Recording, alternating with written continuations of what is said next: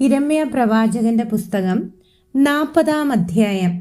അകമ്പടി നായകനായ നെബൂസറദാൻ യിരെമ്യാവെ രാമയിൽ നിന്ന് വിട്ടയച്ച ശേഷം അവൻ യഹോവയിങ്കിൽ നിന്നുണ്ടായ അരുളപ്പാട്: ബാബേലിലേക്ക് പിടിച്ചുകൊണ്ടുപോയവരായ യെരൂശലേമിലെയും യഹൂദായിലെയും സകല ബദ്ധന്മാരുടെയും കൂട്ടത്തിൽ അവനെയും ചങ്ങല കൊണ്ട് ബന്ധിച്ചിരുന്നു.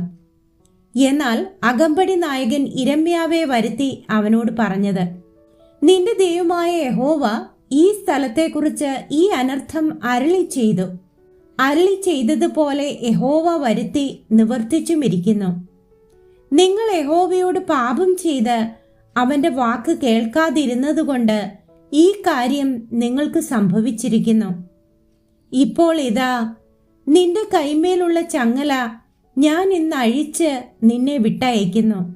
എന്നോടുകൂടെ ബാബേലിൽ പോരുവാൻ നിനക്കിഷ്ടമുണ്ടെങ്കിൽ പോരുക, ഞാൻ നിന്നെ നോക്കും.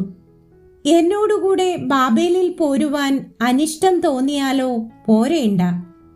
ഇതാ, ദേശമൊക്കെയും നിന്റെ മുൻപാകെ ഇരിക്കുന്നു. നിനക്ക് ഇഷ്ടവും യോഗ്യവുമായി തോന്നുന്ന ഇടത്തേക്ക് പൊയ്ക്കൊള്ളുക.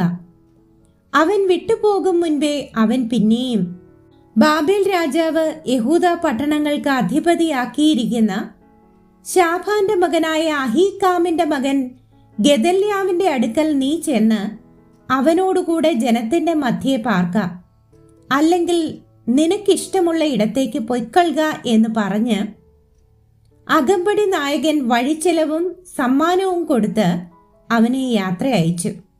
അങ്ങനെ യിരെമ്യാവ് മിസ്പായിൽ അഹീക്കാമിന്റെ മകനായ ഗെദല്യാവിന്റെ അടുക്കൽ ചെന്ന് അവനോടുകൂടെ ദേശത്ത് ശേഷിച്ചിരുന്ന ജനത്തിന്റെ ഇടയിൽ പാർത്തു.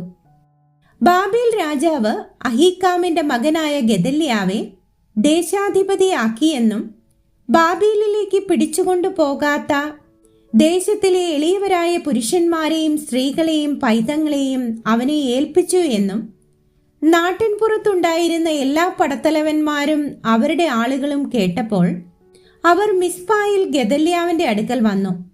നെഥന്യാവിന്റെ മകനായ ഇശ്മായേൽ, കാരേഹിന്റെ പുത്രന്മാരായ യോഹാനാനും യോനാഥാനും, തൻഹൂമെത്തിന്റെ പുത്രനായ സെരായാവും, നെട്ടോഫാത്യനായ യഫായിയുടെ പുത്രന്മാർ, മയഖാത്യന്റെ മകനായ യെസന്യാവ് എന്നിവരും അവരുടെ ആളുകളും തന്നെ.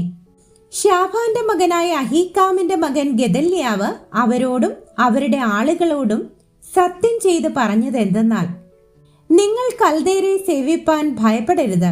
ദേശത്ത് പാർത്ത ബാബേൽ രാജാവിനെ സേവിപ്പിൻ, എന്നാൽ നിങ്ങൾക്ക് നന്നായിരിക്കും. ഞാൻ നമ്മുടെ അടുക്കൽ വരുന്ന കൽദയർക്ക് ഉത്തരവാദിയായി മിസ്പായിൽ വസിക്കും. നിങ്ങളോ വീഞ്ഞും പഴവും എണ്ണയും ശേഖരിച്ച് പാത്രങ്ങളിൽ സൂക്ഷിച്ച് നിങ്ങൾ കൈവശമാക്കിയ പട്ടണങ്ങളിൽ പാർത്തുകൊള്ളുവിൻ. അങ്ങനെ തന്നെ മോവാബിലും അമ്മോന്യരുടെ ഇടയിലും യെദോമിലും മറ്റ് ദേശങ്ങളിലും ഉണ്ടായിരുന്ന എല്ലാ യഹൂദന്മാരും ബാബേൽ രാജാവ് യഹൂദായിൽ ഒരു ശേഷിപ്പിനെ വെച്ചിട്ടുണ്ടെന്നും ശാഫാന്റെ മകനായ അഹീക്കാമിന്റെ മകൻ ഗെദല്യാവെ അവർക്ക് അധിപതിയാക്കിയിട്ടുണ്ടെന്നും കേട്ടപ്പോൾ സകല യഹൂദന്മാരും അവർ ചിതറിപ്പോയിരുന്ന സകല സ്ഥലങ്ങളിൽ നിന്നും മടങ്ങി യഹൂദ ദേശത്ത് ഗെദല്യാവിന്റെ അടുക്കൽ മിസ്പായിൽ വന്ന് വീഞ്ഞും പഴവും അനവധിയായി ശേഖരിച്ചു. എന്നാൽ കാരേഹിന്റെ മകനായ യോഹാനാനും നാട്ടിൻപുറത്ത് പാർത്തിരുന്ന എല്ലാ പടത്തലവന്മാരും മിസ്പായിൽ ഗെദല്യാവിന്റെ അടുക്കൽ വന്ന് അവനോട്: നിന്നെ കൊന്നുകളയേണ്ടതിന് അമ്മോന്യരുടെ രാജാവായ ബാലീസ് നെഥന്യാവിന്റെ മകനായ ഇശ്മായേലിനെ അയച്ചിരിക്കുന്നു എന്ന് നീ അറിയുന്നുവോ എന്ന് ചോദിച്ചു. അഹീക്കാമിന്റെ മകനായ ഗെദല്യാവോ അവരുടെ വാക്ക് വിശ്വസിച്ചില്ല. പിന്നെ കാരേഹിന്റെ മകനായ യോഹാനാൻ മിസ്പായിൽ വെച്ച് ഗെദല്യാവോട് രഹസ്യമായി സംസാരിച്ചു: ഞാൻ ചെന്ന് ആരും അറിയാതെ നെഥന്യാവിന്റെ മകനായ ഇശ്മായേലിനെ കൊന്നുകളയട്ടെ. നിന്റെ അടുക്കൽ കൂടിയിരിക്കുന്ന എല്ലാ യഹൂദന്മാരും ചിതറിപ്പോകുവാനും യഹൂദായിൽ ശേഷിച്ചവർ നശിച്ചു പോകുവാനും തക്കവണ്ണം അവൻ നിന്നെ കൊല്ലുന്നത് എന്തിന് എന്ന് പറഞ്ഞു. എന്നാൽ അഹീക്കാമിന്റെ മകൻ ഗെദല്യാവ് കാരേഹിന്റെ മകൻ യോഹാനാനോട്, നീ ഈ കാര്യം ചെയ്യരുത്, നീ ഇശ്മായേലിനെ കുറിച്ച് ഭോഷ്ക് പറയുന്നു എന്ന് പറഞ്ഞു.